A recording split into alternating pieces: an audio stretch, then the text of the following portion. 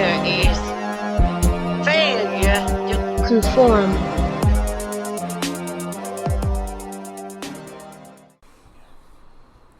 All right, wrestling fans, we're back here at FTC hitting the ropes with Brox Boulder. Now, we've been gone for a little while. We took a hiatus. We done a podcast or two, and then I focused on what I needed to focus on, which was the in-ring stuff, not the out-ring stuff. But we decided that we wanted to get back into letting everyone know, all the FTC fans and beyond know what we're doing here at FTC and the Art of Grappling. So what better way to do that than with the owner, the originator of the Art of Grappling, Joe Pace. Joe, how's it going, buddy? It is going wonderful. How are you? I'm living the dream every day. Single day. Don't lie to me. Okay, I won't. So let's give listeners just a little bit of history here. We had one podcast. We'd done that with, I think I had Troy Watson on the podcast then. Mm-hmm. We announced some stuff that was going to be happening in the future. We posted that podcast, and then nothing we posted on the podcast came to fruition in FTC because we went a completely different way. We had a bunch of other shows that got booked. Right. You we got real busy, and you went a completely different way with promotion, which worked out for FTC and yourself. Right. So that's where we're at. So what we're going to cover in this podcast is everything. Everything. Good, bad, and the ugly. That's right. We're going to let Joe Pace's mind run completely wild on this podcast. So if you have sensitive feelings, or if you have ideas of what you thought the wrestling business was like, I don't give a shit. He doesn't give a shit. And turn it off if you got a little bit of heartbreak in your life, because this is might add to that. So let's jump right into it, Joe. Let's talk about what everybody wants to talk about, okay? So when we started in December of 2021 with the Art of Grappling, Jillian Hall was our trainer. Yeah. Jillian Hall was here with us until, I think, December of 20 we started. In November 21, Jillian split. She separated from the school. But in March of that same of 21, Bobby came along and they were splitting time. Yes. Bobby's still here and Jillian split. So everywhere we go, everyone we talk to about the school, they're talking about how good things are going and everything, and they always want to know about the origins of the school. We have a few of us that are still left from that first day. But everyone wants to know, the big draw was Jillian Hall in the beginning. Right. Jillian Hall, she's got a stellar career. Absolutely. She has a name in the business, and from personal experience, I was a day one guy, and she trained me from day one. And I've said many times publicly, and I'll say it today, I wouldn't be where I'm at without her. So, but everybody wants to know what happened to Jillian Hall, and it's not my place. It's not anybody else's place that comes into the school to tell that story. It's your school. She was your trainer. So here's your time. Let's just get the Jillian Hall stuff out of the way, and we can continue to praise her for what she's done for our kids, our students, especially myself. Yeah, but we would not be here without Jillian Hall. Absolutely not. But we can definitely clear the air about everything, about what happened. That way we can stop and get the questions, and we can move on. So absolutely, the floor is yours, Joe. Okay, let's backtrack a little bit. Like I said, without Jillian Hall, we absolutely would not be here. Art of Grappling would not exist. We actually created the idea of the Art of Grappling over lunch one day, I think at Texas Roadhouse. And I kicked the idea to Jillian because she had moved back to the area. And I was like, man, how awesome would it be to have a former, WWE diva to help promote the school? And she obviously knows her stuff. She was in WWE. It doesn't get any better than that. So basically we had that meeting, and we agreed with the terms, and December of that year, which is what, 2020? 20, yep. Okay, 2020, we started the school. I think that first day we had 9 people. I think so, yeah. And everything started going. It was like we became family, instantly. It was awesome. Yeah, it took off like a rocket. For sure. Yeah, it was great because I was super nervous that first night. I was like, is anybody going to show up? And Jillian kept checking with me. She's like, have we got any new students signed up? Anybody coming? I'm like, I hope so. And but we did great. And then that first I guess really the first 6 months, it was basically just Jillian, and she was awesome. Her training style, and although it's very different from what Bobby does, Bobby's very old school. Jillian is more of a modern style of working. But I'm glad that she was there to give all of you guys both views of that, so you can kind of, you'll know both ways, but you can pick and choose what works best for you. Right. Yeah. And so we went that first year, and like I said, Jillian was a huge help. We did some, what was it, Carter County Fair, when she came out there and basically ran the whole show, because we were super short staffed, and she did like a ring announcing, and I think she even reffed a match. She took the referee's shirt off of his back. Basically, Hunter was reffing, and he was the drizzling shit. So she took his shirt and refereed for him. But then we get into the fall, and I think it all started. Actually, I know what it started with. So one day I was doing work for some friends, and I believe we was tearing down a ring for a show, and I asked for volunteers. This was on a Sunday, and one of our students at the time, Hutch, he said he was going to volunteer. And I'm the kind of guy, like, if you say you're going to do something, I want you to do it. I want you guys to be there. I want you to help, support, whatever. I'm never going to ask you to do anything like that I don't think you would feel like uncomfortable with. But if anybody wants to help, I always encourage it. Anyway, he said he was going to help that day, and I think you may have been there actually with me to help work that day. I was. It actually ended up just being me and you, I think. Yeah. Well, at the end of the day. he no-showed, and I think one other person no-showed, and we have a group message. And in that group message, basically I lost my temper, and I cussed him out in the group message because I thought he should have been there to help us, and it was a lot of work for two guys. But anyway, I lost my cool, and we had class that following Tuesday, and I took him beside, like, before class, and we talked about it, and I apologized, and everything was good. But it struck a nerve with Jillian. She didn't think I should have reacted that way, which I shouldn't have. But I told her that me and him had talked, and I thought things were fine. Right. That was the first little incident. And then the second, and I guess last incident was our very first Bluegrass Con. FTC and Time Warp had put together a small wrestling convention in Ashland. I don't remember the exact date. I want to say it was in November. Yeah, that's November 20th, maybe? No, it was the beginning of the month. Was it? Okay. Yeah, it was like November 1st or 2nd. Okay. Anyway, the owner of Time Warp, Earl Millett, he had asked me if any of the students wanted to volunteer for the event.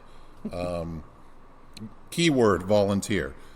And I said, yeah, I'll ask them, and 75% of the class could. There was a couple of people that couldn't or had to work or whatever.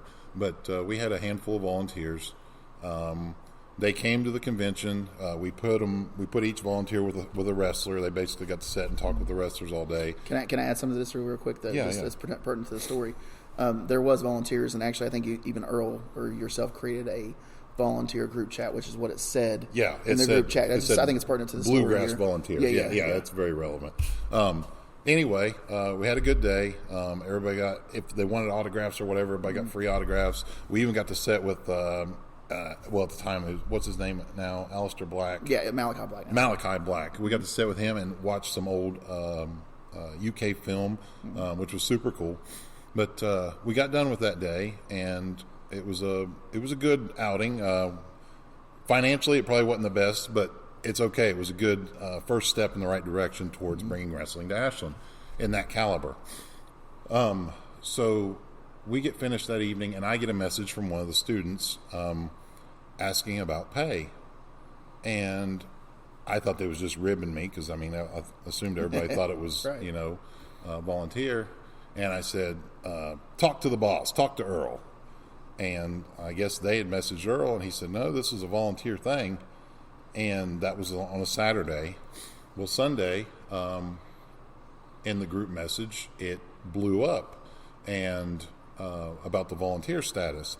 And Jillian was taking the sides of two of the other students that thought they should get paid. And I blatantly told them, I was like, this was a volunteer event. This was not a paid event. I was like, you guys got an opportunity to hang out with, some big stars. You really didn't do anything all day, collected money. Right. It wasn't a bad day. But it was specifically announced as a volunteer event. Right. So that caused a big uprising. And I told Jillian that we would talk about it on class on Tuesday. All right. Now you might have to help me with the rest of this because this is where we go into class. I think it was Tuesday morning. I actually had spoke to you before class. Yeah. And we was trying to smooth over everything because Jillian was hot and I was heated. Because I assume we both felt that our way was the correct way. Right. And I was willing to talk it out and whatever we need to do. And we get to class that evening. I believe you had spoke to Jillian. Let's back up. Yeah, I had suggested, and I had talked to both of you, that we just needed to, maybe the best thing to do would for all of us to sit in a circle almost, and just talk out the whole thing. Even the ones that were involved with the money thing because they were part of the volunteer status, I thought it was best for everyone just to sit down and talk. And then that was kind of scrapped, and then it turned into Jillian, yourself, the ones that were involved that wanted to be paid, and then maybe one or two, maybe me. I suggest myself as a buffer because I was involved in it. But yeah, I just suggested that we all sit down and talk about it, and then that leads into the class that night. Right. So we get to class that night, and I walk in, and I'm in the mood to set this down and talk and figure it out because obviously you do things for the greater good. Whether I agreed with it or not, I was willing to try and figure out a solution that works because ultimately it affects the school. I want everybody to be happy. I want everybody to be on the same page. Right. But I attempted to talk to Jillian, and she did not want to discuss it in no form. Basically, she had said that night she was going to train the class, and that would be her last class with us. And I actually I didn't even stay for the class. I'd taken off because I was heated. I actually took off walking. I walked several miles while class took place. And then I came back at the end of class. Jillian and everyone had left at that point. Well, not everyone. Yeah. So what had took place at class was apparently Jillian and 4 students? No, the 2 new guys, 5, 6. About 6 of them total. Okay. Jillian and 6 of the students had left Art of Grappling, all of which to never return. That left us with 5. Yeah, I think the very first class post Jillian there was 7 of us, but that was counting Chase Ward, who was, he comes in and things like that. Right. But yeah, I think there was maybe 6 or 7 of us total, and that was kind of few. So that night, I'll be honest with you, I didn't know what was going to happen going forward. That was a devastating blow. So I thought, I was like, we lost the face of our program, which was Jillian Hall. Nothing against Bobby whatsoever. Just a younger crowd recognized Jillian more so than they would Bobby. Right. But I didn't know what was going to happen, and me and Bobby actually had a long talk. And he's like, man, whatever you want to do, he's like, I support you. He's like, but I think we should just keep going. And I said, all right, let's do it. And like you said, that first class back, there was just a few of us. But things kept going. We kept training, and the ball kept rolling, and we continued to grow. We started getting several new people coming in. A lot of them didn't last, but we've slowly grown, and that was okay. So Jillian left in November of 21. Yep. And between then and now, we have 25 students. We fluctuate right around 25 on a weekly basis. We average between 9 and 11 that are here on any given Tuesday or Thursday. Right. But yeah, we've definitely risen from the 5 or 6, 7 guys that was there after the split, and like you said, it was hard because Bobby. A lot of people who don't really know the business don't know who Bobby Blaze is. Right. You really got to respect the business and know what it's about to know who Bobby was and who he is. Like you said, the younger generation, and let's put it down on the concrete for what it is. Jillian Hall was a diva in a time when that's what they cared about was what they looked like, not how they could work and things like that. So Jillian had that look for that time, so she was more recognizable. But since then, Bobby has taken the guys and gals that have been through here, and even the ones that aren't here anymore, and worked with them as well. Yeah. And in some aspects, if not better, because he's really tacked on to what Jillian put into some of the ones that were here for her from the beginning, and even come a little bit after the beginning that had Jillian. He's tacked on to what she's taught. Like you said, their styles were different. Jillian was very bang bang. This is how you do it properly. This is how you do it without getting hurt. And these are the things that you do. And Bobby has added the why, the psychology, and the way to make it pop. Absolutely. For everybody. So, and for those of us training in wrestling, the why is just as important as the how. Yeah, people complain about what they call spot wrestling, big spot wrestling, and to me, I've not even been in the business that long. Big spot wrestling is not something I like at all.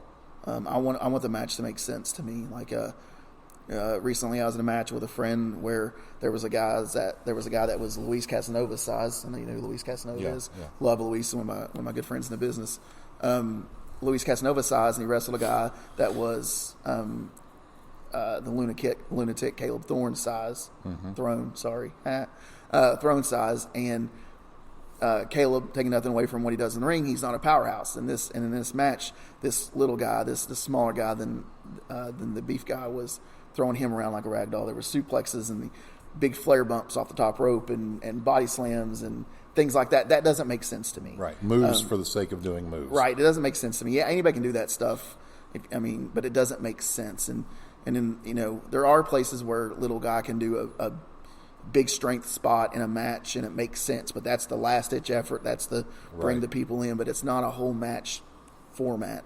Absolutely. So it doesn't make sense. But back to where we come from Jillian, it was a shock, and Jillian kind of left us, for lack of a better term, left us for dead. Yeah. And we rose above it. Again, taking nothing away for what she done for the year she was here. She left us for dead, and Bobby has stuck around and done a phenomenal job. Joe, you've done a great job on keeping the school going. Moved us to a bigger, nicer location in that time. Yeah. More equipment, nicer equipment coming in the next couple days. And in that first year that we had Jillian, we had X number of shows. But in 2022, let's talk about that. In 2022, FTC rose way above what the expectation was, I think, going into the year 2022. Absolutely. Going into 2022, I had scheduled. Going into 2022, we had scheduled 5 events. They were going to do, 5 big events throughout the year, a couple out at the Boyd County Community Center and then some at the Ronay. Well, we ended up with, by the end of the year, I believe 19 events. Yeah.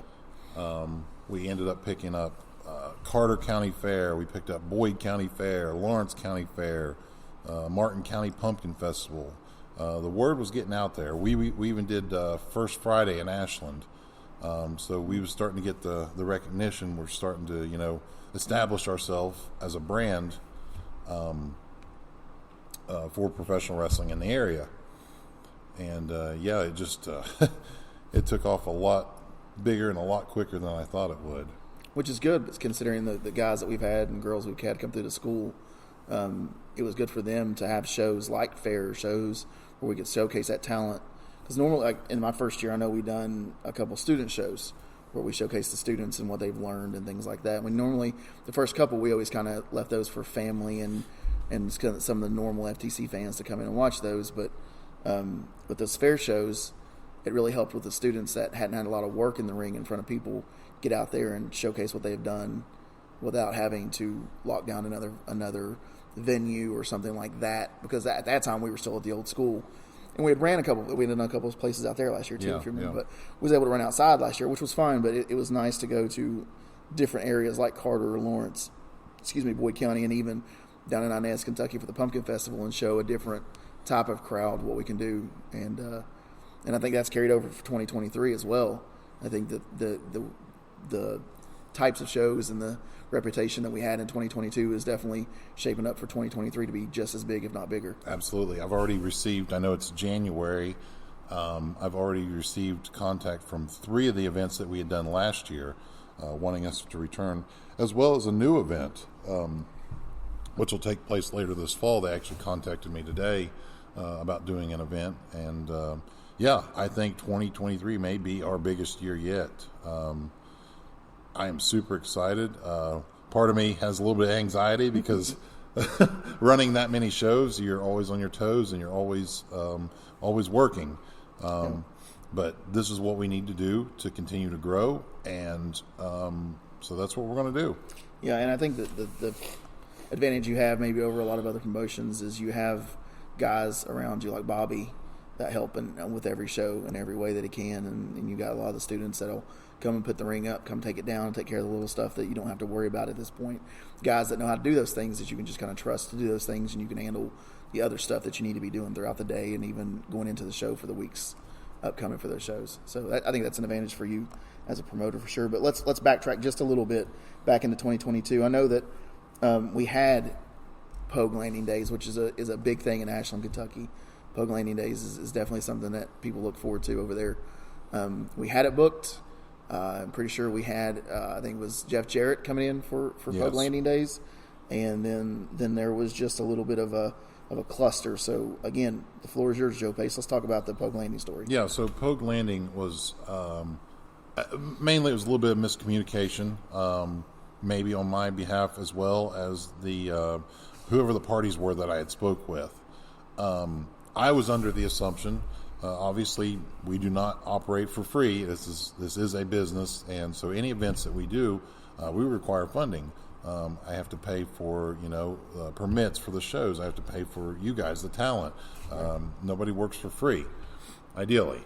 And going into Pogue Landing, they had contacted us. I believe Pogue Landing is what, in August?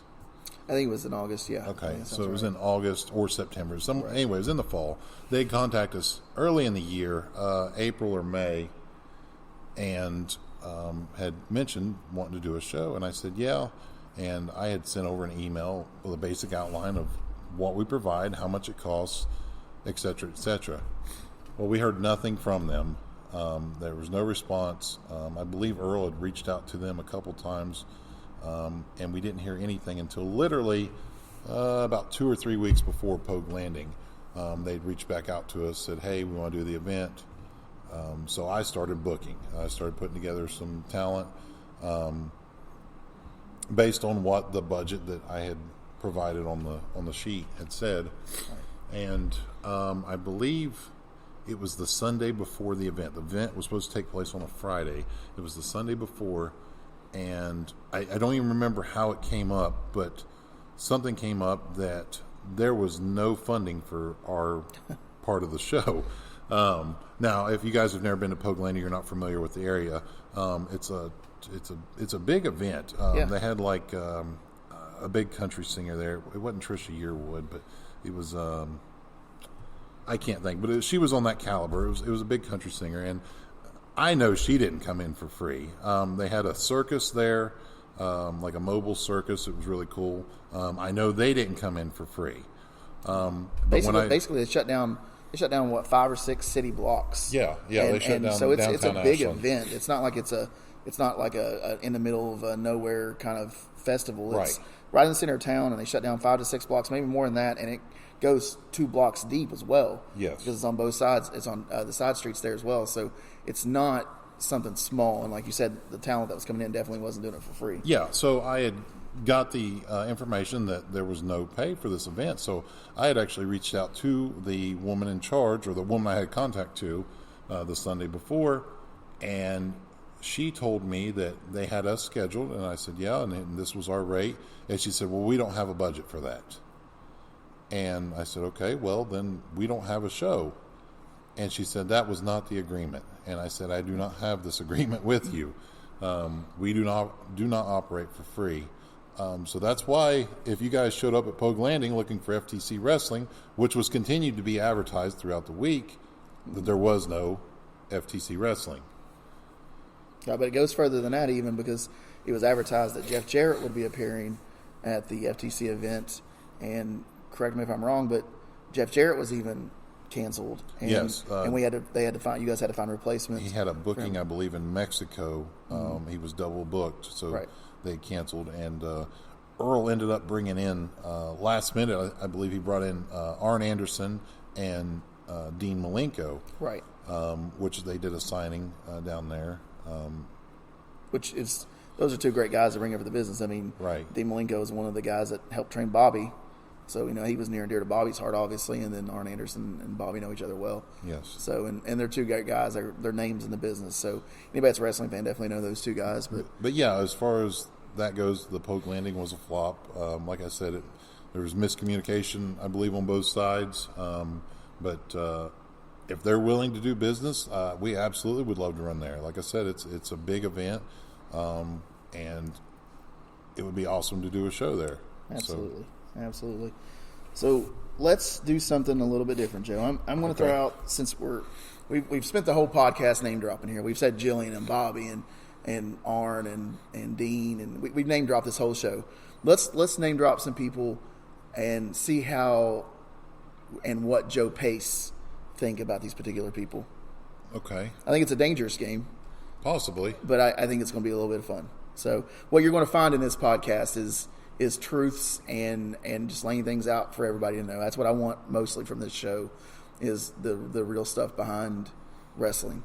So I think this will be a good thing. So let's start. I'm going to save the best for last, but let's start for maybe a little lesser known for some of the listeners that maybe are from this area, not from that area. But let's talk about Moose, the owner of Appalachian Championship Wrestling. Okay, yeah. Let's talk about Moose. You tell me what you think. Kind of what your thoughts. So Moose runs ACW. It's a little promotion he runs there at his home. I've did some shows for Moose. He has I believe a contract with Buffalo Wild Wings up in the. He's like from the St. Albans, which is in West Virginia. It's probably an hour from here.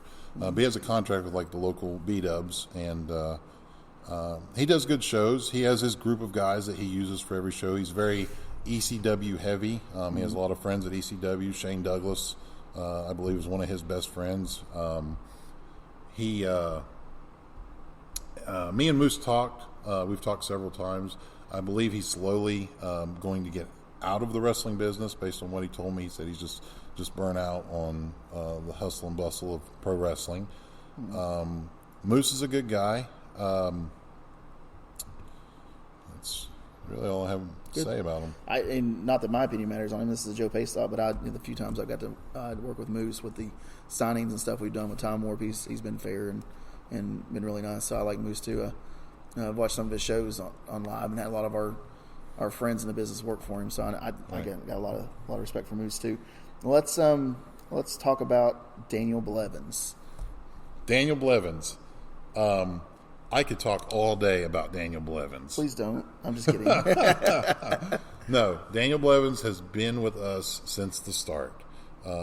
He was at our very first show selling T-shirts for Chance Profit.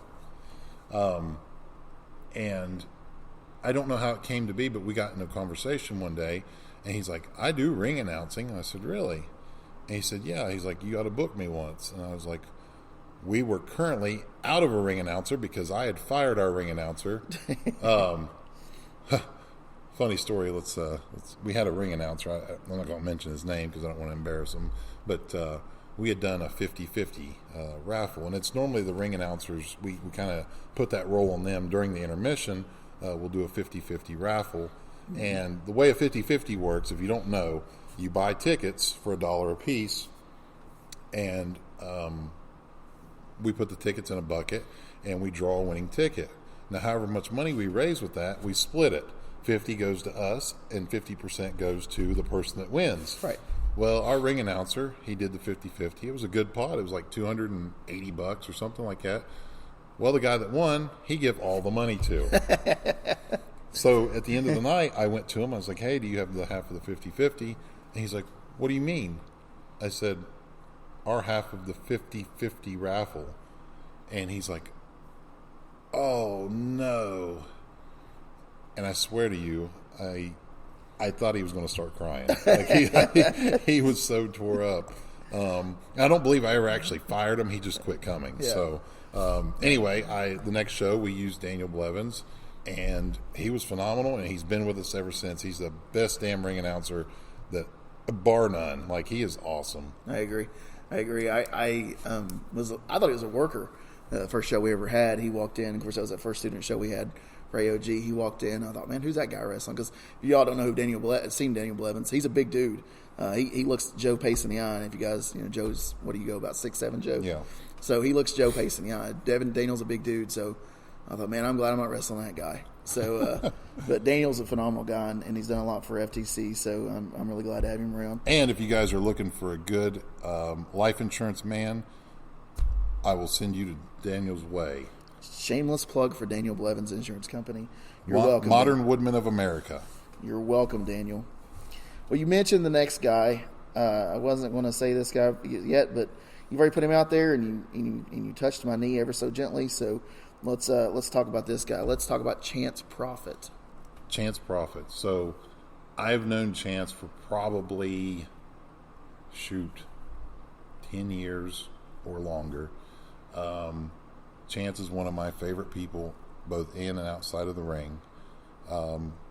Chance and I are a lot alike. Let me give you a little backstory on Chance. So if you guys don't know, Chance also operates a professional wrestling school.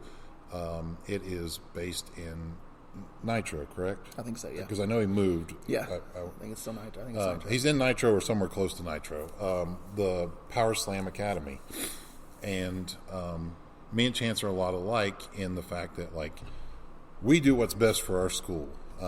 We want to protect our reputation. We want to continue to grow. And in that aspect, we have a lot in common. Over the course of our schools being together, we've had, I won't say issues, but like, there's just been things that's come up. And I love Chance for the fact that if there's something that's bothering him, or something that's bothering me, we can just call each other.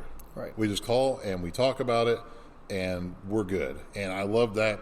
That's rare to find in professional wrestling, because there are so many people in professional wrestling that are just straight scummy, like that thrive on the politics and the bullshit and the drama. Yeah. There's just people that are in this strictly for that, and I hate it. But Chance is not one of those guys. Chance is a good guy. I actually believe that, unless memory forgets me, we are still IWA Tag Team Champions, me and him. The last show they ran at Appalachian Power Park is what it was then, I believe. Yeah. You guys defended those titles and retained. And I was at that show. So if that's the last time they've ran, then yes, you guys still are. I'm pretty sure that's the last time you guys ran. Yeah. I actually got to see Chance, and I've seen Chance on a number of FTC shows. I've got to be in a locker room with him, and always has a kind word for your students and guys like me that are still young in the business, willing to throw in his 2 cents, which you want to listen to. One of the main things I tell the guys that come in here new for the school is to shut your mouth and open your ears. It's a lesson that I learned the hard way, but it's a lesson that I respect now, and I'm glad I learned it. But it's the main thing I tell everybody who walks in the doors. Sounds rude, but it's the most direct way to tell people, listen to everything that Bobby has to say and just don't worry about anything else. But Chance is one of those guys that you want to shut your mouth and open your ears for. He's wrestled everybody on the planet, knows the business frontwards and backwards, and I don't think has a malicious bone in his body to steer you in a wrong direction for your career. Right. I love Chance Profit. I actually got to watch him last night on a show for ASW, and I think it was he was in a tag match with Warhorse. I think it was the match of the night. There was a lot of good talent on the show and some good friends, but they had a great match. Of course, it was Chance and Warhorse, so yeah. Chance is phenomenal. So nothing but good things for Chance. Now, let's talk about this one. I wanted to save the best for last. Maybe a year and a half ago, this one would have been a really fun answer. Right. I think this one, it might be a little bit different now, but let's talk about FTC owner Mike Sark. And that's a broad ownership at this point. Right. So. Right. So for those that don't know, let's back it up a little bit. So Mike Sark and, at the time, Bobby Brown were wrestlers for FTC. This has been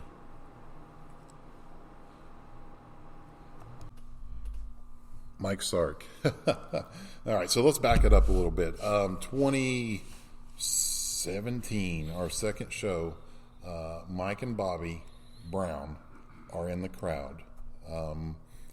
They come to me after the show and they're like, how do we get into this wrestling? worst decision I've ever made in my life. and that, no, listen, hear me out. So Mike and Bobby, they came in, green as, cat shit.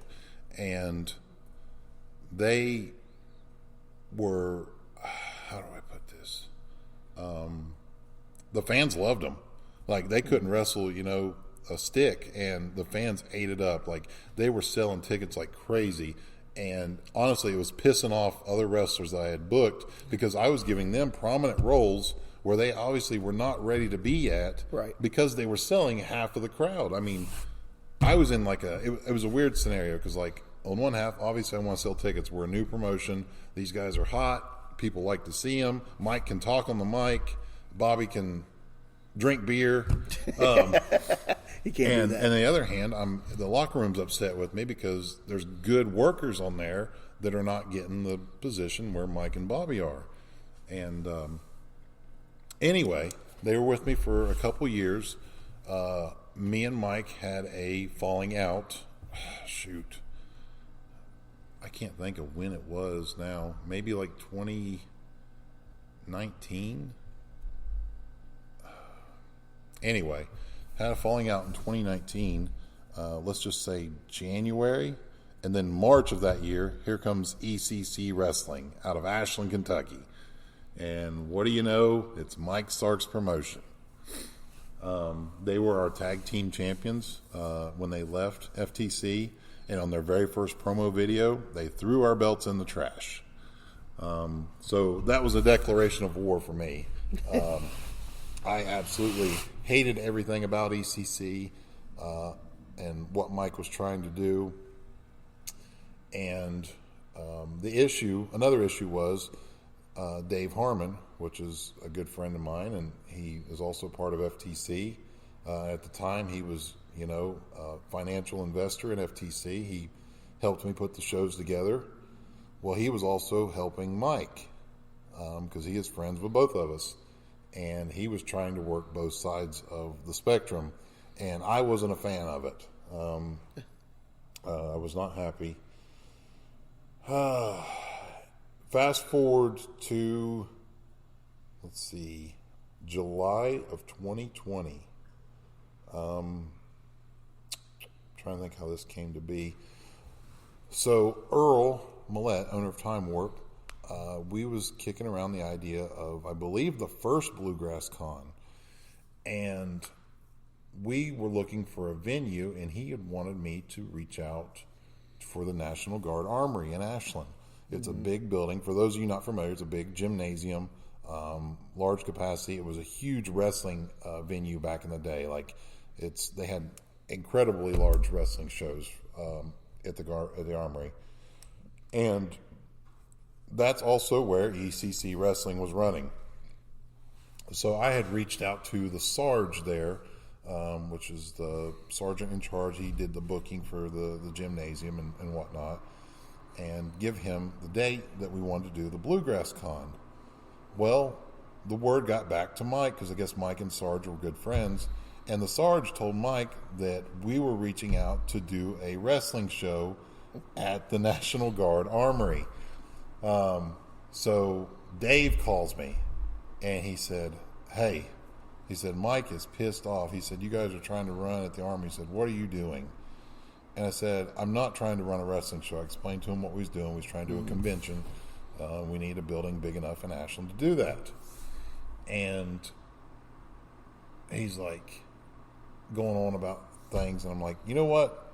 Give me Mike's number. I'm going to call him. And so I call Mike, and we have a conversation, and I explain to him what I'm doing. And that was the first time we talked in probably, almost 3 years. And it wasn't nothing business. I just told him what we was doing. He said, okay. He said, I just thought you was trying to do a wrestling show at our building. I said, no. And that's about the extent of the conversation. Fast forward to, I would say, June of the next year, which would be 2021. Is that right? I thought it was in May. If you're going with the show, I think it was in May, wasn't it? Well, we had to come up with the idea. Gotcha. Okay. I think it was in June of 2021, I had an idea, and I reached out to Dave. You can have animosity with somebody. Like, you can dislike people in professional wrestling, but at the end of the day, we're a business. And what would be bigger business than FTC, ECC, two guys that everyone legitimately knows can't stand each other? What would be bigger than them two colliding? Yeah, two companies fighting over who's the bigger and better promotion in the area. Because Ashland and Ironton are separated by a river. And if no one knows that, it's listening. We're like the venue for ECC and the venue that FTC primarily runs out of, they're separated by no more than 3 miles. I mean, really, 3 to 4 miles in a river. So we share FTC, ECC share fans even. So, yeah, when you talk about what, it goes back to the WCW, WWE, WWF then, back in the Monday Night Wars, what was bigger than watching Vince put a product on when he hated Ted Turner and Ted Turner hated Vince. It goes back to that same kind of mentality. And even so much so, I'm going to go back to what you said when the first promo for ECC was Mike and Bobby throwing the tag team championships away. That's been done already when Medusa, I think it was Medusa, yes, left WWF with the women's championship, showed up the next night on Monday Night, or showed up the next taping on Monday Night Nitro, and throws the women's championship away that belonged to the WWE. So it works, obviously. They've done those things. So, yeah, you're right. What more is it? What's a better program than two guys that legitimately don't like each other, two promotions that are trying to be the big dog in the area that are separated by a few miles? What's better than that, especially for business? So that was my idea. And I was at the point of willing to because obviously 3 years had passed now. I was willing to let bygones be bygones. And so I pitched the idea to Dave. Dave, who from the start has been trying to get me and Mike to work together, thought it was awesome. He thought it was a great idea. So we set up a meeting, kayfabe meeting, at Mike's Pub. So Mike Sark, if you don't know, has a little, the Doghouse? Doghouse Pub, I think. Yeah, Doghouse Pub, little kitchen diner with a bar. And so we went down there one night, and I swear to you, I felt like I was walking into the lion's den because I felt so out of place. Like, it was all ECC, all Mike's buddies, and here I am, the other guy, and we go to the back, and Mike's sitting there, and he's like, "So Dave tells me you have an idea." And I said, "Yeah," and then I proceeded to pitch to him the idea, and he sat there and pondered on it, and he's like, "I think it'll work." And that was it. So that got the ball rolling for what became the FTC invasion angle. We actually invaded in October at the ECC show. Jock Sampson intervened in the main event and won the ECC title, which was unexpected from pretty much everyone. The boys in the locker room at ECC were like, "What the hell is going on?" Because literally nobody knew this. And that set up for May, which was FTC versus ECC. A huge culmination, and it was headlined by me versus Mike Sark in a match that was oddly booked because nobody knew if it was a work or a shoot. Because everyone in the area knows that we legitimately hated each other. And they're like, what is going to happen here? So people entered that night, come to that show that night, fully expecting to see, I don't know, a bar fight. And that's what we give them. I literally put it all on the line, and Mike give us everything that he had. Jock drank some beer during it. Jock drank some beer. I drank some beer. You drank some beer. Turned into it. It was a hell of a night, and it was a hell of a match. It's definitely one of the toughest events that I've ever done. And I think we're leaving out a key part of this whole story is you had entered the Tough Man leading up to the ECC versus FTC show. Yes. And which you are 3-0 as a tough man competitor and had to bow out due to injury, but you're still undefeated as a tough man competitor. Right. So let me elaborate on that. So Dave had the idea. Mike is good friends with Jerry. I can't think of his last name, but he is the promoter for the tough man in the area. And they talked to him about promoting our show. And he said, yeah, it's a great idea. He said, just come on up and we'll promote the show. And me and Mike wanted to promote our match. So I entered the tough man. Literally 3 days before the tough man was supposed to happen, I signed up for it. Never boxed in my life. No experience whatsoever. If you promoters out there think that you go to the lines and the limits to promote your show, sit down and take notes, guys. The dude entered tough man to promote a freaking wrestling show. Yeah. Come on. And the only way that this would even work is I had to win. Like, I went in there and I could not lose because it'd kill the legitimacy. So I went in there and I, beat the hell out of two guys. And after the second fight, I was exiting the ring and Mike and Dave were ringside.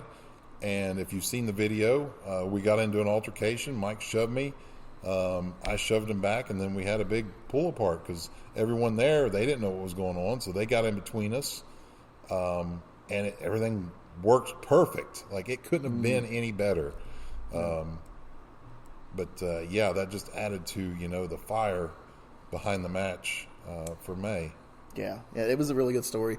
The show was phenomenal, too. I think we had there were so many people booked on both sides. It was almost overbooked, really. Yeah. But you and Dave and Mike and the guys that really put the show together done a really good job on putting everybody in the right position in the right places.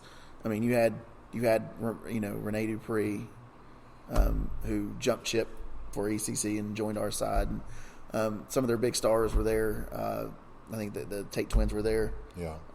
We had Too Cold Scorpio was there. Too Cold Scorpio, yeah. Gangrel was there, yeah. We had a really good a good array of people in the locker room, and it was really good for younger guys like us to be able to get to be in the locker room with those guys. It was a really cool show, and I'm glad we got to be a part of it. So let's take a quick break, and then, Joe, I got a couple more things for you. I'm really enjoying the fact that you're just kind of laying it all out there on the line, buddy. So let's take a quick break, and I'll be right back. Cool. All right, we're back. So because Joe Pace is such a think tank when it comes to the professional wrestling world, he came up with a great idea.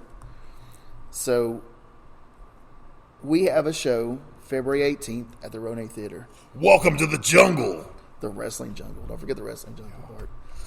So in that show, the man, the myth, the legend, the man we talked about for a lot of this podcast, Bobby Blaze, will be in the ring against someone. He is going to defend the FTC title against someone. Now that someone is Joe Pace's decision among former champions. So what we want to do is we want to give you, the listeners, a chance to be able to see that show for free. So in my hand, I hold 2 general admission tickets. You know what? Let's up the ante a little bit. I've been sitting here thinking about it, and if they're taking the time to listen to us and support us, let's bump that up. Let's do second row tickets. Cool. So I've put down the 2 general admission tickets, and I've picked up 2 second row tickets, courtesy of Joe Pace's great second idea. And I'm going to give you a magic word, a key word here. What we want you to do is we want you to listen to this podcast. We want you to share the link to this podcast. Once you've shared that link, we need you to privately message either the FTC Facebook page or the Art of Grappling Facebook page. Only those 2 pages. Please do not post the magic word, because then everyone will know. Message that word to us, and you'll be entered into the chance to win these second row tickets. Again, 2 free second row tickets for February 18th. Welcome to the Wrestling Jungle. So, Joe, I want you to come up with that magic word. You tell the listeners what you think that magic word should be. Keep in mind, we've been pretty PG so far. So think of a good wrestling word here. Maybe something. I know one, and it's very fitting. Perfect. Especially for the 18th. Let's do Blaze. Ooh, Blaze. I thought you was going to come up with something crazier, but I like that. It's perfect. It's absolutely fitting. Again, listeners, message the word Blaze, BLAZE, to either the Facebook page of the Art of Grappling or the FTC Wrestling page. Please do not post it. Share the link. Send the message. You will be entered into a second row drawing for the 18th. And you better spell it right. If you don't, it's a no-go. I just spelled it for you guys. Come on. Really. All right. Now that all the free stuff's out of the way, let's get back to what's on Joe Pace's mind. It's been a scary podcast. Joe, I know that we talked about earlier with like Chance, he has the school, and we talked about Moose, who has ACW, and we just discussed Mike with ECC. But give me your thoughts on some other local promotions, and I'll say local, we'll say within an hour of us, maybe two, whatever you want to throw out there. I don't care. Okay. Give me your thoughts on some of the local promotions close to FTC and kind of where you stand on with them and what your thoughts on those are. Okay. So in Ohio, we don't really have anything close to us per se. I'd say the nearest promotion is probably Bobby Fulton up in Chillicothe. Yeah. He runs a show up there, big time World Championship Wrestling. Very good show, high quality, usually has a lot of big names. Pretty awesome. But again, it's not really close to our area. We cross over the river into West Virginia, and man, there's a plethora. We could talk about West Virginia wrestling all day. The different styles, the different promotions, the wrestling drama between the promotions, like it's notorious. I think it's slacked off a little bit. The drama, at least, has slacked off a little bit the last couple of years. Everybody seems to be, playing nice, working together a little better. But there's a few promotions I'd like to talk about. Let's do first and foremost the big one, ASW, All-Star Wrestling. Gary Dameron's the promoter. He's been running for, Gary, if you're listening to this, don't get mad, but I think it's like 20 years. I know they had an anniversary show. I know it's been a while. I may be wrong on that, but I know it's somewhere in that mark. Kudos to Gary for running that long, man. Yeah. Wow. Gary puts on a good show. He always has, on each show, usually has like 3 or 4 bigger names, and then he fills the undercard with local wrestling guys who also work on a lot of wrestling promotions. That's my only gripe, really. If we're going to talk about West Virginia wrestling, my only gripe is there's too many guys that work too many different promotions and that are fairly close. Right. Myself, as a wrestler, I like to limit my bookings to a promotion in a certain area, because if you run everywhere and people see you everywhere, you kind of lose, in my opinion, you lose your luster, you lose the appeal. Right. Because, like, if someone wanted to drive because I was on a show and they wanted to see me, well, if I'm at the show the next week and I'm an hour closer, why would they make the drive the first week to see me? Right. So exclusivity, guys, if you guys are listening, you're a West Virginia wrestler, I'm not saying not take a booking, but be smart about your bookings. You are building yourself as a brand. You are a character.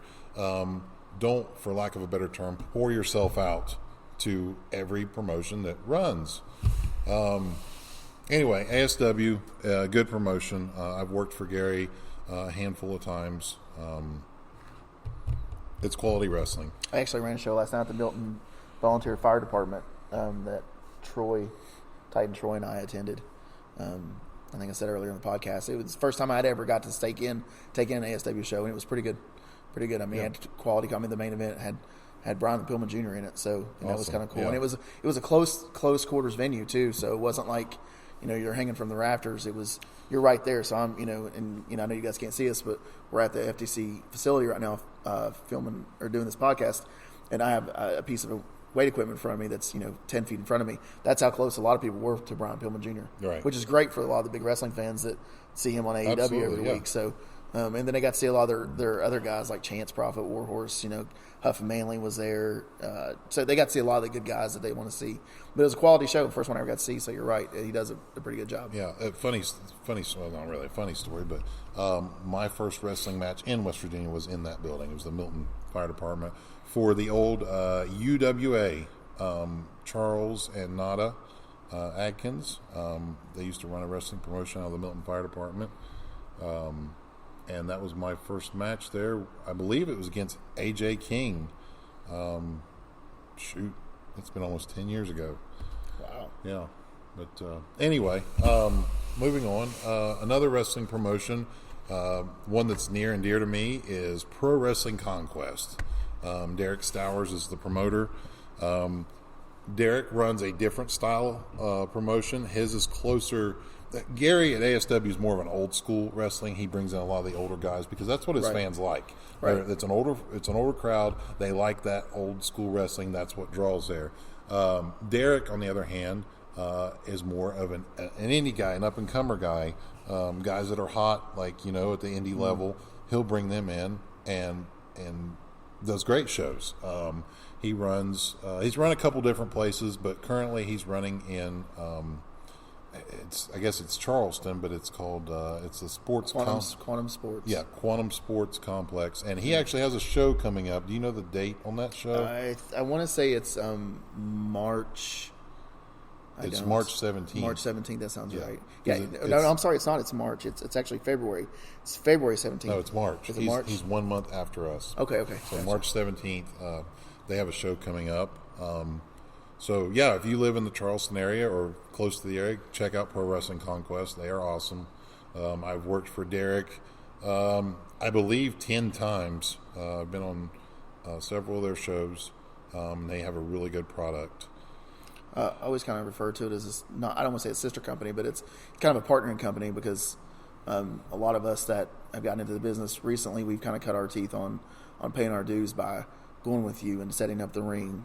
Right. At Pro Wrestling and doing whatever Derek needed us to do during and after the show, before the show, because that's an important part of becoming a wrestler is paying your dues. So it's one of the things that Jillian preached, one of the things that you preached, and things Bobby still teaches. But a lot of us, that's what we've done. We pay a lot of dues through Derek, and we're really grateful for him to allow us to do that. So, right. Moving on, the next promotion in West Virginia, Battleground. They do have a show coming up. Yeah, they're actually February 11th. They're a week before our next show, February 11th, and they're actually going to be in a new venue. They're in South Charleston now. Outside, they were in Hurricane before. They're in South Charleston now. Actually, there's 4 of us from the school here that are booked on that show. Titan Troy, Caleb Thrones, Reese Ramon, and myself were all booked on that show. Matter of fact, 3 of us are in the same match. Me, Troy, and Caleb were all in a ladder match. And it'll be the second time or maybe the third time I've worked for Lee and BGW, and they're great. He's really good. Lee, the production, the fit and finish on their show is phenomenal. I'd say in West Virginia they have the best presentation. Top tier. Lee is a good promoter. He's as far as promoters in West Virginia, he's one of the newer promotions. I think they've been around. This is their 3rd year. I think so. His show it's called Battleground Pro Wrestling, and all the shows are based around famous battles throughout history, like Battle of Bunker Hill, et cetera, et cetera. And he does a mixture. His shows. Some shows are very super indie, and then other shows he'll have some old school guys. Like he had Tatanka there, and it's always a good mixture there. It's a fun show. My only issue, if I have a gripe about the show, is some of them are very long. Yeah. That's one thing. Let me talk about that for a second. There's one thing with FTC. We want to put on a good show for our fans. Every time we run a show, we want to put on an excellent product, top-notch wrestling, but I don't want it to last all night. My goal for a good wrestling show is around the 2.5-hour mark, right, including an intermission. I think if you go beyond that, some fans start to get bored, especially if there's a lot of kids in the crowd. Right. Kids' attention span is not like someone else, but... Anyway, BGW has a good show, but yeah, that would be my only gripe. And it's not every show. It's just I've attended a couple, and one of them was just exceptionally long. But that's how it is. Some people like that. Some people like. I know GCW has ran like a 24-hour marathon of wrestling, like nonstop, and some people are into that. It's just not my cup of tea. But outside of that, no, BGW is awesome. They're quality. Yeah, and like you said, every area has their different types of fans too. Like the guys and gals that go to BGW may not be the same people that come to FTC and expect the same thing. So BGW fans may be there to see that 3-hour show or that 3.5-hour show, whatever he runs. Right. So they may like that, and then they, we live close enough where we can share fans, but at the same time we're far enough away that they might not make it down this way. So absolutely. And then going across the bridge into Kentucky, honestly, now with ECC, Mike and them have moved on to cage fighting. It's MMA structure. They do mixed martial arts shows, still out of the Armory. They've hinted that they may do another wrestling show at some point as like a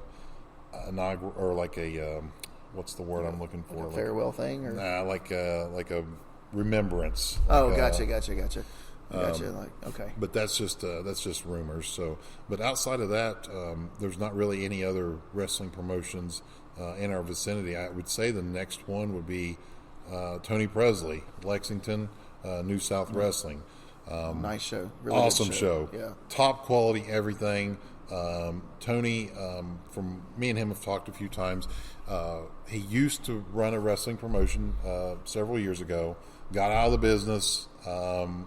Did his life thing, whatever, and then here about a year and a half ago, 2 years ago, started back with New South Wrestling, and like I said, all the equipment's new, everything's top notch. It is one of the nicest independent shows you can go to.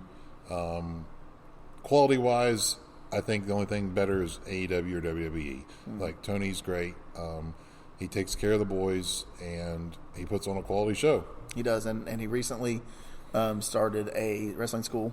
I think that starts maybe this coming week, maybe. Yeah, I think so. And he's going to start doing a weekly episodic television or online show. Yeah, he's going to start. Sundays. He's going to do shows every Sunday. And God bless his heart. Yeah, and has reached out to some of the guys and gals here at FTC too. So he's into bringing everybody in. He wants everybody to eat, and that's the good thing about a promoter. I feel like if you have a promoter that is within distance for people can drive, and you have a school close, having those guys and gals be able to eat at your school and at your promotion too goes a long way for the promoters. We've brought in, we've used a lot of Chance's guys and wherever we can get them from, and you have, and it's been really good. And to kind of share that wealth of wrestling, because we want ultimately the best show for the fans. Right. It doesn't matter whether it's from that school or this school or wherever. We want the best quality. We want quality wrestling. Right. That's what the fans pay for. That's what they deserve. And we want the guys that bust their ass. Right. And I mean, if you do that and you pay your dues, then I mean that's what we want. Absolutely. So we've covered other wrestling promotions, the things that Joe Pace thinks, and so far it's been pretty cool to know exactly what is going on in Joe Pace's mind. Let's talk about, you've mentioned a couple times. Let's talk about Earl, Millette, and Time Warp. I know that since I've got here in December of 20, Time Warp has been a major sponsor, the main sponsor, and the biggest supporter of FTC Wrestling. Earl's done a lot for the business, for our business and FTC, and for you too. So let's talk about Time Warp and Earl, and you kind of touch base on where things are there. Okay, yeah. So in 2018. Time Warp, I don't remember if I got in contact with them or they got in contact with me or how that came to be, but I may have went in there to look for sponsorships, but they ended up, for those of you who don't know, Time Warp sells collectibles, games, wrestling merchandise, Pokemon cards, action figures, anything that's cool and collectible, they sell it. Well, they started setting up at our shows. They were setting up tables, vendor booths, and selling wrestling figures. Well, I got to know and talk to Earl, and we had a lot of common interests, and we're both huge fans of wrestling. And I'd say probably 2019, Time Warp became our main sponsor. If you look around our room here, half of our banners have the Time Warp logo on them. Yeah. And if you go to the Time Warp store downtown, the FTC logo is on the front of the store. They sell our merchandise there. They are... pause that for a second. sorry, I just drew a blank. A vital asset to the success of FTC Wrestling, period. Without Earl and Time Warp, we never would have grown and got to the size that we have. Now going into I'd say early 2021, we started doing signings at the store. We would bring in wrestlers. Right. We started, I believe, actually with Godfather. We had brought Godfather into Heat Waves. Me and Earl went in together to do that, and he actually did the Godfather gimmick at our show. But prior to that, earlier in the day, he did the Papa Shango gimmick at the Time Warp store. Right. So fans got to see both characters, and they could go there, get the autograph, and then come here. And that's what started it. And me and him had a conversation about starting to do regular wrestling signings at the Time Warp location. And so we started doing that. And we've literally, over the course of the last, 2.5 years, how many people do you think we've brought? Oh, my gosh. It's probably been, 40 or 50 wrestlers. At the very least. And great names. It wasn't just any, not all of them were top tier, but you've had, if you averaged out, they've been good names and great names in the business. Yeah. Kane and Godfather and freaking Vampiro. And, there's some of the really big names that people know in the business. And even some of the ones that more maybe didn't have the notoriety of those guys, like Sandow and those ones, but they still had they made it to the show, man. They made it to the big show, so they deserve respect. Now going forward, actually, let me back up a little bit. There was an incident, and this is entirely my fault. This is the first time it's ever been discussed with anyone outside of the pertaining parties, but we were doing a lot of signings, and we were doing the Bluegrass Con. We had done 3 cons. And I don't know if you guys have any aspect on the cost of wrestlers, but you start bringing in big names and you're talking, fairly big money, thousands of dollars for some of these guys. For those that don't know, I own a cleaning service and I also operate and own FTC. And we were doing a lot of signings back to back to back. And to be honest, my funding was not keeping up with all the signings we were doing. And I'm the kind of guy, though, I don't like to disappoint anyone. So I made do, and this is my downfall. I made do, whatever means possible, to make sure I covered my end of the signings. And going into the fall of 2022, we had the Bluegrass Con 3. Is that correct? Yeah, the last one was, yeah. The Bluegrass Con 3. And going into that, Bluegrass Cons are a very expensive event because you have several names on the show. Absolutely. Realistically, we're talking tens of thousands of dollars. And going into that show, I had some financial distress, and I was unable to cover my half of the show. It was 100% my fault. I just didn't have the means, and there were people that I borrowed money from, and I had nowhere to access the money. And in my mind, it was more of a disappointment to tell Earl in advance that I couldn't do it than to just not say anything at all. Right. And so we went into the Bluegrass Con, and Earl had to cover the entire cost of the event. I think he did well for all the crap that had happened, because it was right when those storms hit Florida, and we ended up losing several of the guys that were scheduled for that event. We ended up, due to flight cancellations and everything, it was a chaotic day. And but Earl ended up covering, and I think he did decent for the situation. But that was the end of our business at that point, as far as us doing the signings together. Nothing against Earl. Me and him talked man to man, and he said that he didn't want to do business because it wasn't reliable, and I understand completely. I was just in a situation to where I was trying to do what I needed to do, but was unable to do it. Right. And so that's where we are. And I believe, don't quote me on this because I'm just speculating, but I believe that with the new signings going forward, it's going to be Earl and Moose with ACW, which is awesome. I feel like Moose is in a place to where he knows a lot of people. Yeah. He has a lot of contacts, and they can keep doing great signings going into the next year.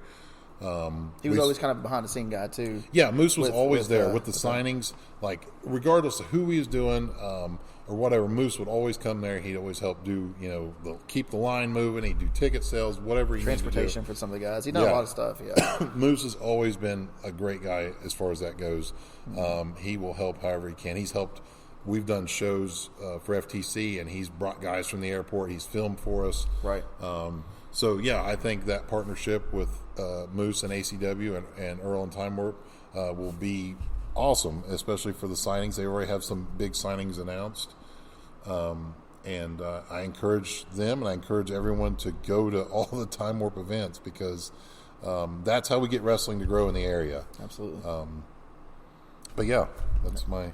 And they bring out some really big names. Like you said, we had 3 of them. I mean, and just some of those names that involved in those 3 that we had. We had DDP here. We had The Godfather. Yeah. We had Val Venus. Kurt Angle. Kurt Angle was Kane. Yeah, Kane. I mean, there were so many guys. And those aren't – the Kurt Angle and Kane weren't even part of the Bluegrass ones. They were separate. But in just with the Bluegrass ones, we had the Arn and his boy Brock Anderson. We had Lex Luger one time. We've had the gun show. We've had all kinds of people, or they've had all kinds of people come in for these Blue Lash Wrestling cons. So Joe's right. Whenever it comes to these shows and going forward with Time Warp and ACW, whoever's doing it, it doesn't matter. Right. It's about the area, and it's about keeping wrestling alive in this area. And Bobby said, when I remember this, and I'm sure you've heard him say this, but when he first came back and started training with us, he feared that indie wrestling was dead. It wasn't quite dead. It was laying on the table, laying on the bed, and it was on life support. And he said this just recently. He and I went to Bobby's show in Chillicothe, Bobby Fulton show. Yeah. He and I went to that last one they had, and he said on the way up there, he said, I don't think wrestling's on the bed no more. I think it's stood up, it's pulled the life support off, and it's walking down the freaking hallway and busting doors back open. Yeah. And I agree with that. And it's and for this area right here, it's because of these promotions that you mentioned. It's the BGWs, it's the ASWs, and Moose doing what he does on his B-Dubs nights and B-Dubs night, and Time Warp and Earl and doing their things with bringing the talent in here, and you, Joe, for having FTC and then the quality of wrestling and having a school and Chance. Everyone has done a part to bring wrestling, what it is, back to this area.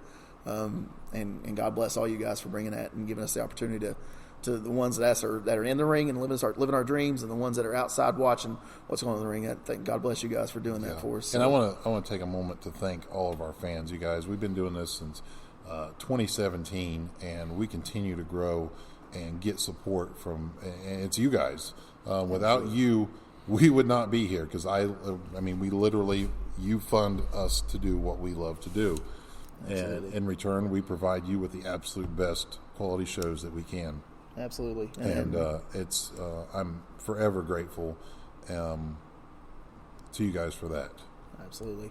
It's fun to walk. I walked out of a show. I walked out of a ASW show last night, and some lady stopped me, and she goes, "What's your name?" And I said, "My real name, or what my name is up there?" And I pointed to the wrestling ring. She goes, "That one. That's the one I care about."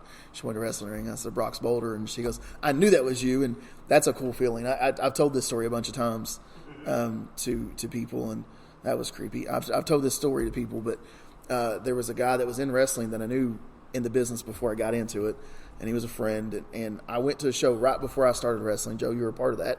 You actually tagged up with Brucey Gray. It was a Conquest show, yeah. I went to that show. It was my second live event ever. My first live event was Heat Waves, FTC show. But I went to that show a week before we opened the school, a week before we started. And sitting in front of me was this little fella, this little kid. And he had like 5 or 6 cardboard belts made up, that he made himself. And one of them was that guy that I knew. He was a wrestler, but to me, he was just the guy that I played basketball with. Right. He was nobody important. He was nobody special to me. He was just that guy I played ball with. But this kid took time to make his belt, and his dad brought him to this event, spent his money to see this guy, and I thought, man, I'm starting wrestling training next week. I want to get to that point. to where people are spending their money to come see me. Absolutely. And see kids come up to me and want to hug and take a picture, whatever they want to do.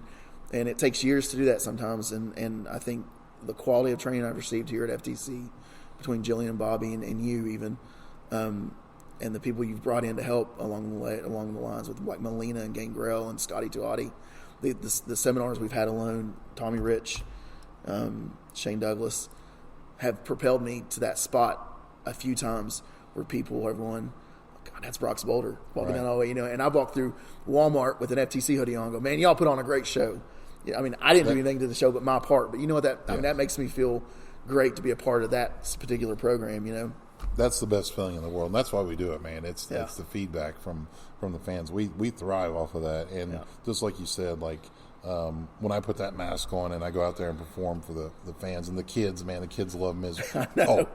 Oh, in case you didn't know, I'm Misery. Breaking news. Yeah. Breaking news, show fans. But to see the kids, man, they eat it up. And then when you go over there to your merch table, you got your T-shirts, you got your little Misery dolls, and the kids come over and they love it and they take pictures with you. Yeah. There is nothing like it. It is literally the best feeling in the world. It is, especially when you go to different places too, like not just FTC, but you go to these other places and they know you at that place. Like I said, last night I was ASW. Right. I've been to BGW, and they like, oh, that's Brox Boulder, I know who that guy is. Or, I was at Texas Roadhouse today eating with my daughter, and somebody goes, you're Brox Boulder. Do you know Joe Pace? And I'm like, yeah, of course I know Joe Pace. He's the reason that there is a Brox Boulder at this point. So, yeah, so it's a really cool feeling. But let's take a minute and let's get one or two more feelings on how you feel about things. Okay. And let's wrap this up. So let's take a quick break.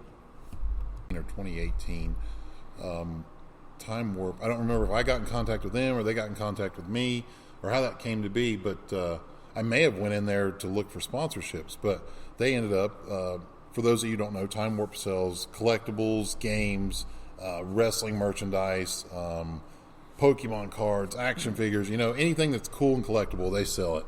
Well, they started setting up at our shows. They were setting up tables, vendor booths, and selling wrestling figures. Well, I got to know and talk to Earl, and we had a lot of common interests, and we're both huge fans of wrestling. And I'd say probably 2019, Time Warps became our main sponsor. If you look around our room here, half of our banners have the Time Warp logo on them. Yeah. And if you go to the Time Warp store downtown, the FTC logo is on the front of the store. They sell our merchandise there. They are, pause that for a second.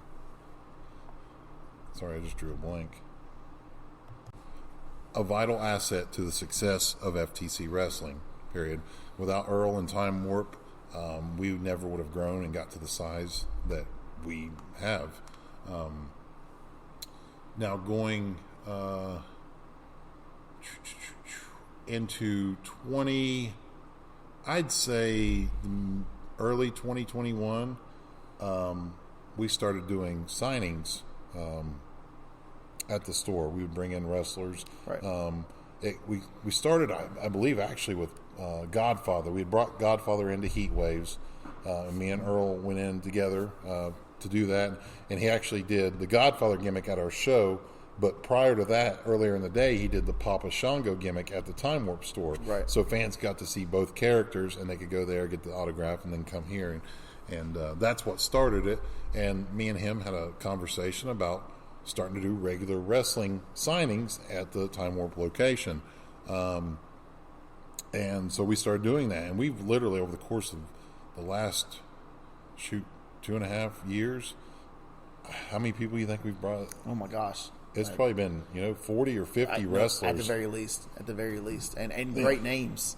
It wasn't just any, not all of them were top tier, but you've had, if you averaged out, they've been good names and great names in the business. Yeah.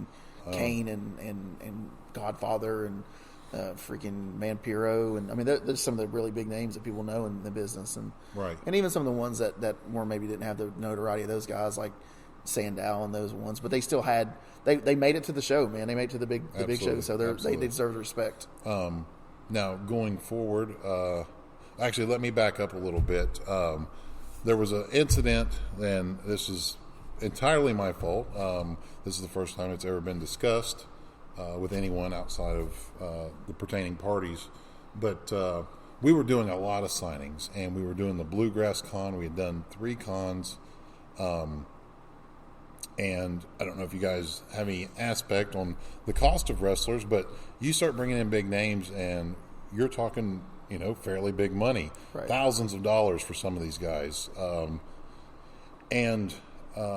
those that don't know, I own a cleaning service, and I also operate and own FTC, and we were doing a lot of signings back to back to back. And to be honest, my funding was not keeping up with all the signings we were doing. And I'm the kind of guy, though, I don't like to disappoint anyone. So I made do, and this is my downfall. I made do, whatever means possible, to make sure I covered my end of the signings. And going into the fall of 2022, we had the Bluegrass Con 3. Is that correct? Yeah, the last one, yeah. The Bluegrass Con 3. And going into that, Bluegrass Cons are a very expensive event because you have several names on the show. Absolutely. I mean, realistically, we're talking tens of thousands of dollars. And going into that show, I had some financial distress, and I was unable to cover my half of the show. It was 100% my fault. I just didn't have the means, and there were people that I borrowed money from, and I had nowhere to access the money. And in my mind, it was more of a disappointment to tell Earl in advance that I couldn't do it,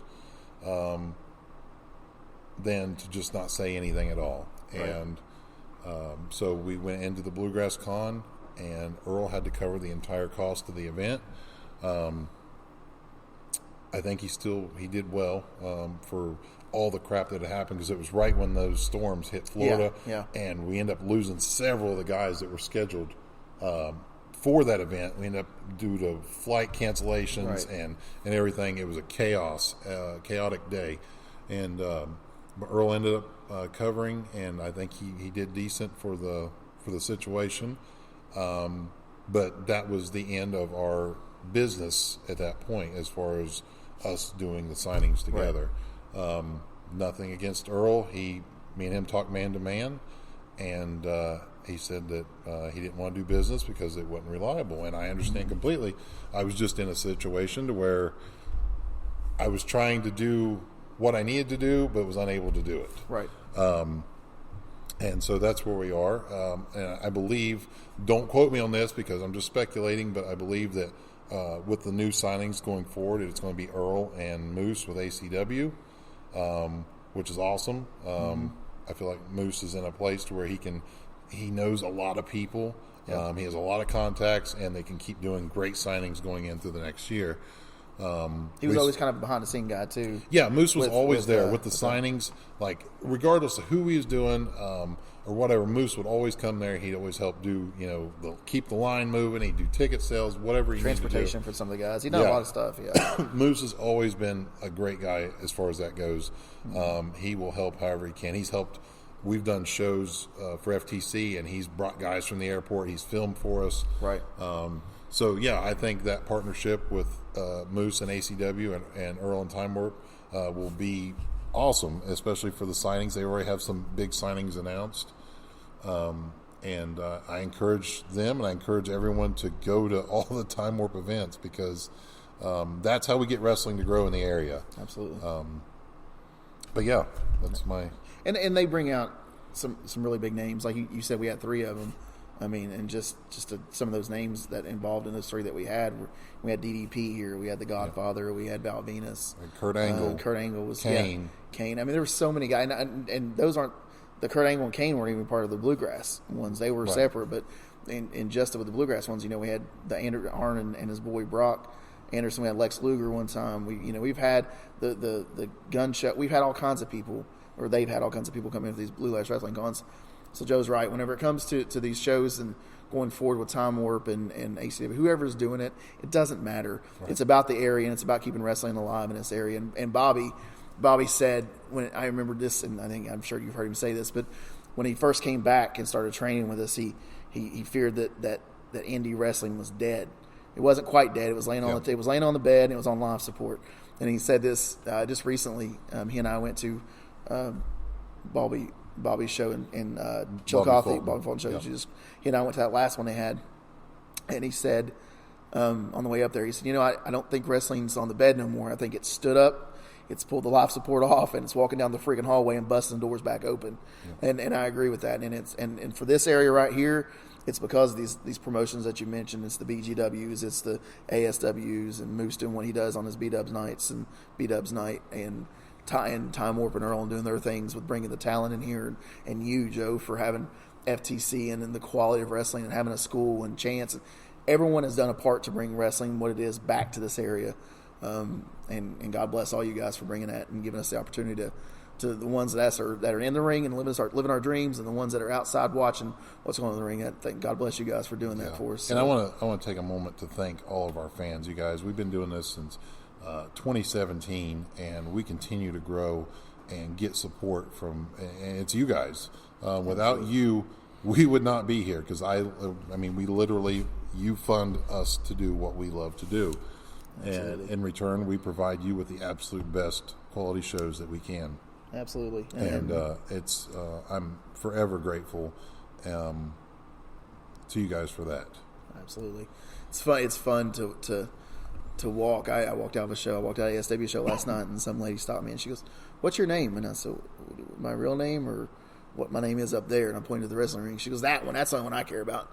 She went to the wrestling ring. I said, "Brox Boulder." And she goes, "I knew that was you." And that's a cool feeling. I've told this story a bunch of times to people, and that was creepy. I've told this story to people, but there was a guy that was in wrestling that I knew in the business before I got into it, and he was a friend. And I went to a show right before I started wrestling. Joe, you were a part of that.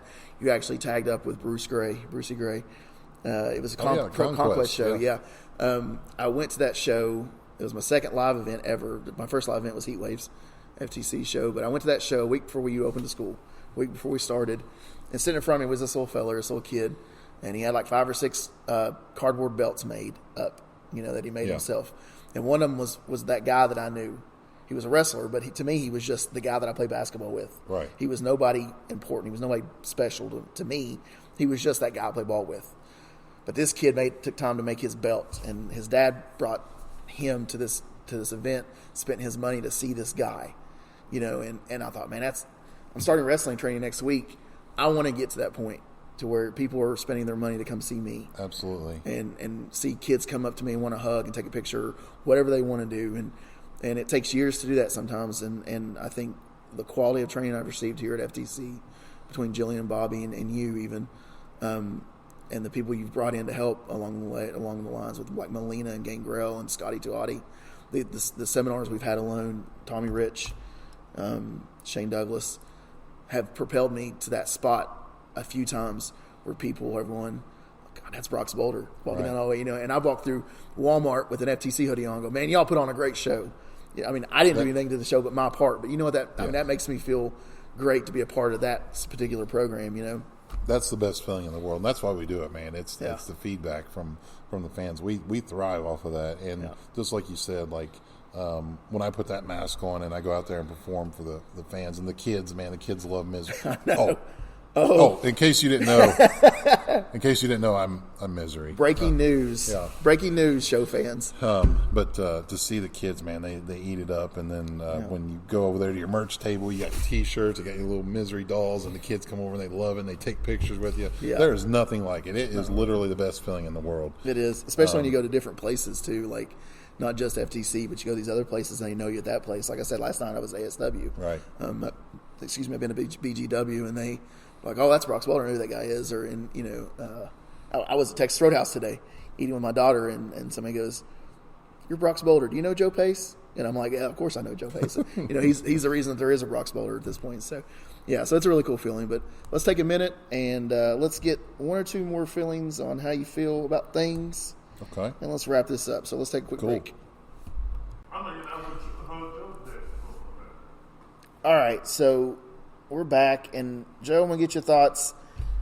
I want to know what Joe Pace thinks overall just about professional wrestling. Wrestling. It's a love-hate relationship. Sometimes more hate than love, sometimes more love than hate. No, it's like everyone in this business, if they're in it for the right reasons, is going to tell you the same thing. We do it because we love it. There's not a lot of money in it, at least at the independent level. There's not a lot of fame, not a lot of glory, but we go out there and grind, and we do these shows, and we train in hopes that one day, someone higher up, with that being our goal, will see us, and maybe we'll make it one day, to one of the big shows, the AEWs, the WWEs, even the New Japan, if that's what you're interested in. But yeah, ultimately that's our goal, and if that's not your goal, that's fine too. Some guys just want to be indie stars. They want to wrestle once a month for their local hometown fan, and if that's what you want to do, that's great. But we all have goals in this promotion. Mine personally, I'm getting to the age now, like, it's either shit or get off the pot. Yeah.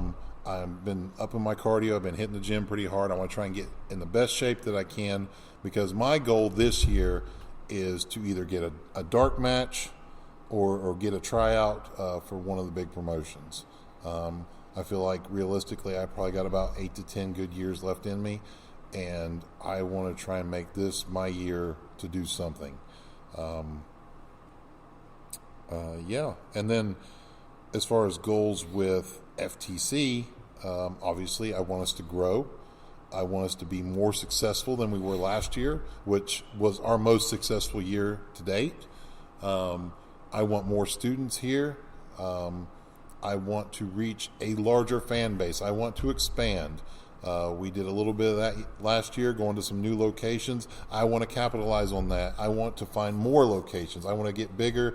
I want people in the northern part of the states and the southern parts of Kentucky, the eastern part or the western part of West Virginia. I want them to know who FTC is, because that's better for all of us. Right. When you see, it'll be exciting to get to maybe a little more northern Ohio, and those people up there be like, "Oh crap, FTC's coming! We got to buy tickets," because they only come every 6 months or every once a year, kind of like the WWE events. Yeah.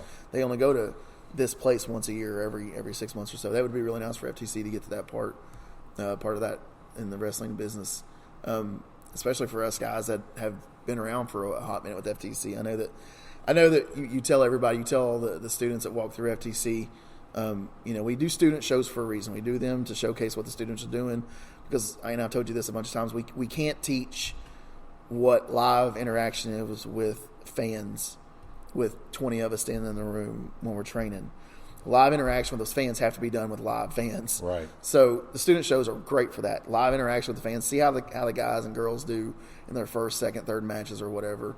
But you tell everybody when walking into the school, just because you train at FTC, just because Joe Pace has the platform of FTC wrestling, it does not mean that you're automatically going to get that chance to perform in front of an actual FTC wrestling crowd. Right. Student show is one thing, and everyone needs to know, and walking into the room, they don't necessarily get that immediately by just being here at FTC. So I think it's a really good thing that FTC does, is not hand out spots on shows. You really earn everything you get here at the promotion. Absolutely. I agree with that old school mentality. Like, you reap what you sow. You earn what you put in. Like,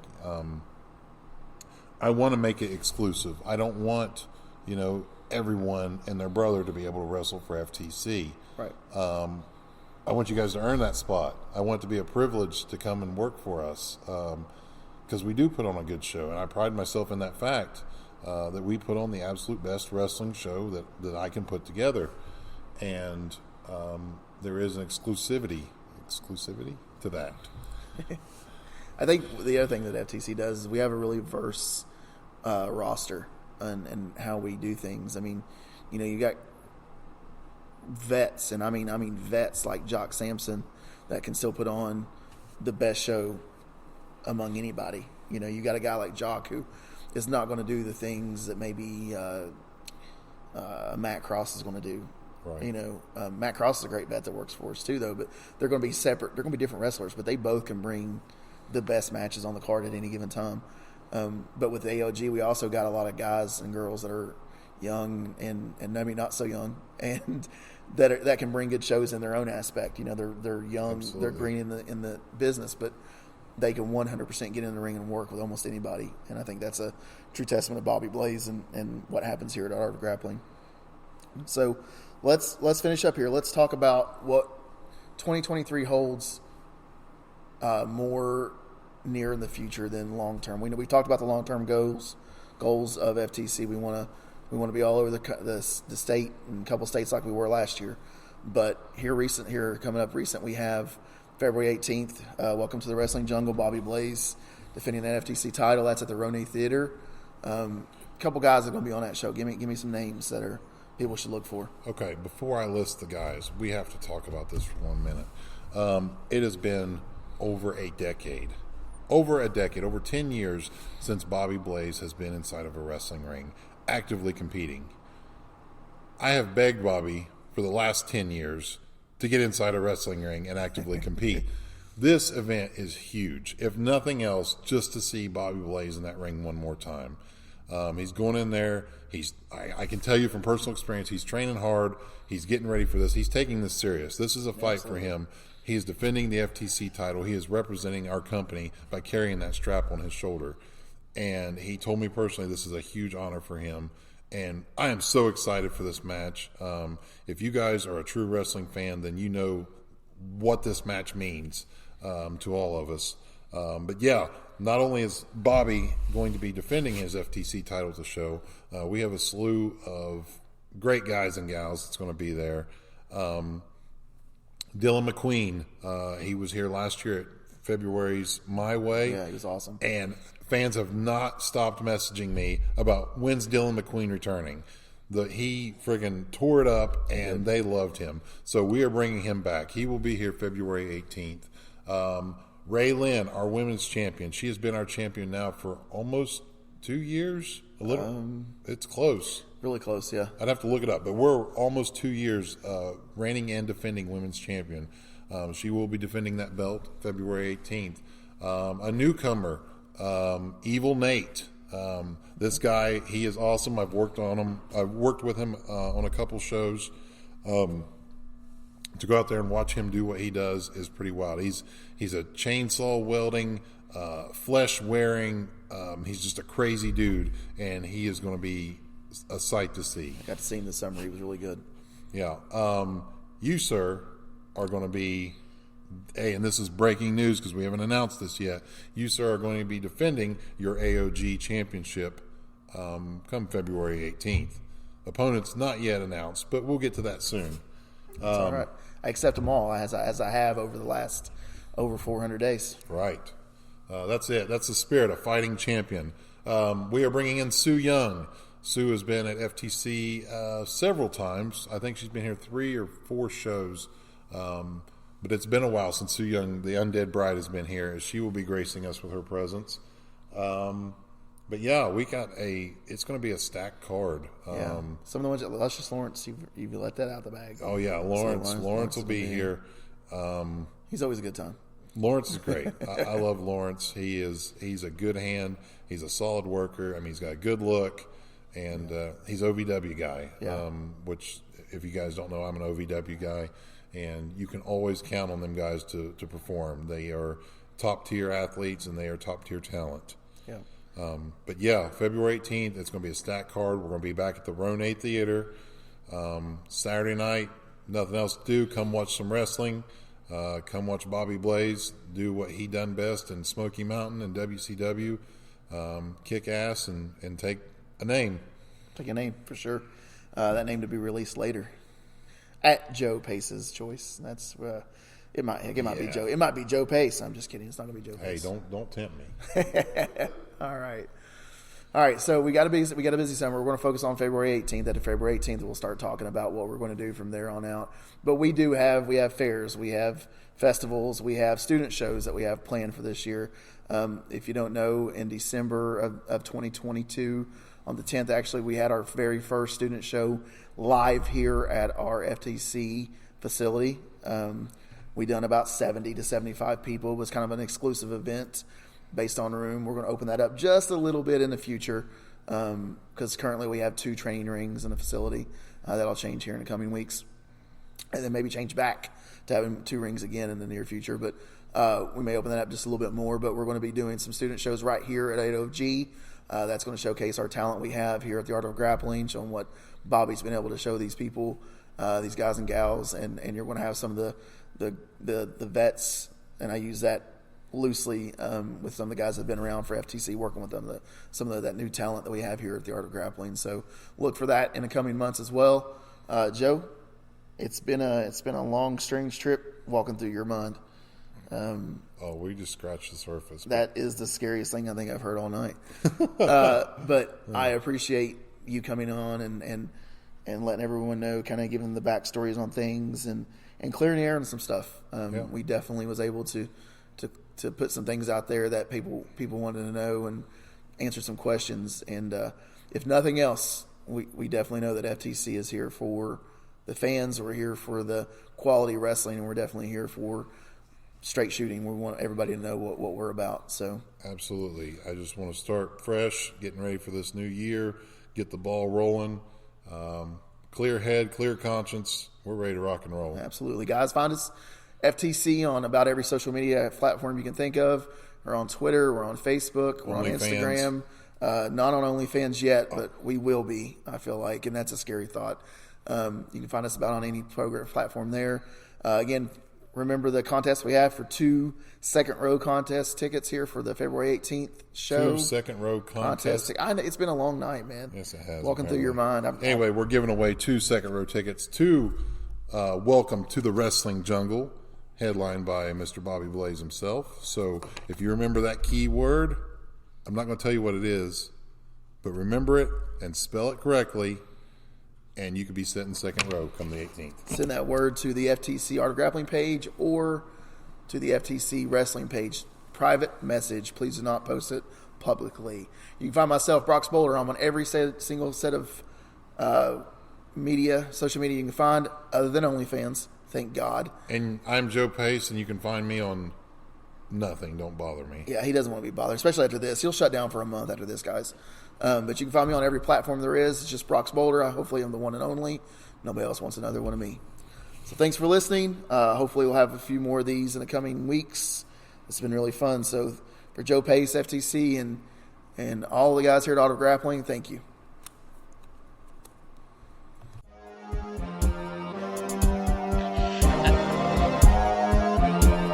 What we've got here is failure to conform.